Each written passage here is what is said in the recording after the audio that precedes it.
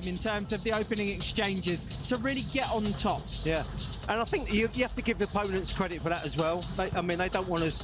They know that how dangerous we are from the off. We saw at West Ham what we can do from the off. I mean, that's what we want. We want to repeat what we did on Tuesday and get ahead in games. And we were, earlier in the season, we were finding ways to do that. Obviously, teams in this league become wise to what you want to do, and they know the best way here is to frustrate us. So I just think if we can, it's not as easy as just clicking your fingers and saying, yeah, okay, let's get ahead in the game early, because we all want to do that, don't we? But I just think the way that we can, I'm just watching these balls coming flying at us, by the way. Just over your shoulder and your peripheral vision, and isn't it? Alfie's doing well for us. He ain't let one go yet deliberately.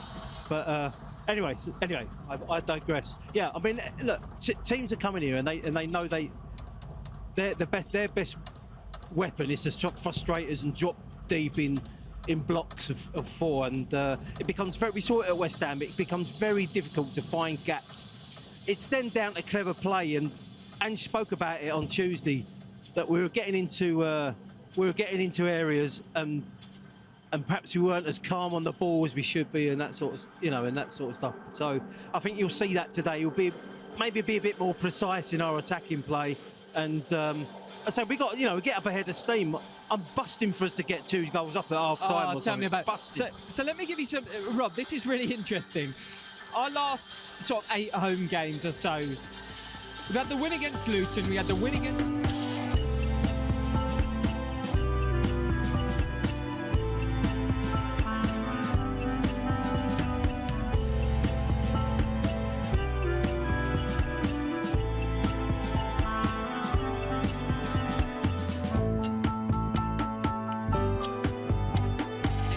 Leading, and Villa's Champions League hopes are about to take a big dent, and they did. They dropped two points, really, given the situation they're in. So any match, you're never safe. You're never safe, unless you're, 5-0 up or something. You're never safe in the Premier League. And Spurs had a great habit prior to this recent run where they always scored first. Only Arsenal has scored first more in the Premier League, and that might record still stand, I think. So look, you can look at it all these different ways. I think the crucial thing is that Spurs have points. And here's one for you, Ben, by the way. If Spurs win today, they will have picked up as many points as the whole of last season. Isn't that incredible? Amazing, Absolutely yeah. So incredible. 60 points if they win today. On top of that, Rob, I suppose when you look at the Villa game yesterday, what you saw is Villa was sort of almost cruising and then had a bit of a wobble. I suppose the difference with Spurs, and particularly over the course of the last 4 or 5, Milesy, we seem to hit a crescendo in games. We seem to get to the last 15 minutes and really sort of ratchet it up. Yeah, I mean, I don't want to speak for Villa and stuff, but I do know for a fact that if we're 2-0 up, we're pushing for 3, 4, 5, aren't we? I mean, that's just the way Ange sets the team out, and that's how he sees as the best way to see out games. 2-0 up, go for a third, go for a fourth, and that's to the delight of everyone in this stadium, isn't it? Yeah, I mean, different ways of winning different games. I mean, today's going to be, it will be another difficult game, and that's the bottom line. And none of these last 8 games we're gonna breeze through. I wouldn't have thought. Today for us would be tough, and we just want to get ahead in the game and be comfortable, but it's just not that easy, is it? No, I think Ange summed it up nicely, Rob, when he said if he had a joystick, it would be a lot easier. And he could just put players in the position. Yeah. Let's talk a little bit about our opponents today. 2 wins and 8 for Forest, but they have some real threats in there that will certainly be worth watching out for on the counter-attack. Yeah, what's notable is since they had their 4-point deduction, they've won 4 points in the last 2 games, so they've made up that deficit. Look, Luton got a big win yesterday. They're still right in the relegation mix. It's a return today for Nuno Espirito Santo for the first time since he left Spurs back in November 2021. I'll look at that front 4. Now, Nuno, known as a more pragmatic manager, I think it's fair to say. But I wonder if he's actually gone into this group and thought our best way probably is to attack our way out of trouble. Because you've got Elanga, Gibbs, White, Hudson-Odoi and Chris Wood, who's in unbelievable form. 8 goals in his last 9 Premier League games up front. And I'll actually split this attack in 2 to highlight what I think Ben are Forest's 2 major threats today. And I've already pointed to one today. One is the wingers and how they're going to be used. I think when Porro and Udogie are high and inverted, they're going to just try and hit that channel and try and hit Elanga one side and hit Hudson-Odoi the other and try and exploit those gaps, which is why the athleticism of Sarr to get back and help Van der Ven and Romero is so crucial. So that's one part of it. The other is this Gibbs-White-Wood link-up that's really come to the fore in recent games. Anyone who saw their draw with Crystal Palace at the weekend, finished 1-1. Gibbs was a bit more trouble with the referee in the 2-0 defeat to Spurs earlier in the season. And then Danilo was excellent against Fulham in holding midfield, breaking up play. So Yates and Danilo give Forest perhaps that solid base upon which the other four can really get at this Tottenham Hotspur back four. If we switch over then and talk about where we can get at Forest today, I suppose the upside of knowing that there will be players looking to flood forward for Forest means there will be opportunity. Yeah, in theory, there'll be, you know, you're hoping there'll be gaps. Look, I'll go back to when Nuno was here, and if he was taking us to a match like this, then he'd be looking solid, 4-3-3, keep Very compact, central, very keep central. compact, you know, defend well and look to capitalise in forward areas. Maybe that's what Forest will do anyway. Yeah. You know, because it does go sort of against. I can't see him coming out here all attack. What I'm trying to say is those attacking players are in the team, and I don't think 2 weeks ago I don't think they would all be in the team.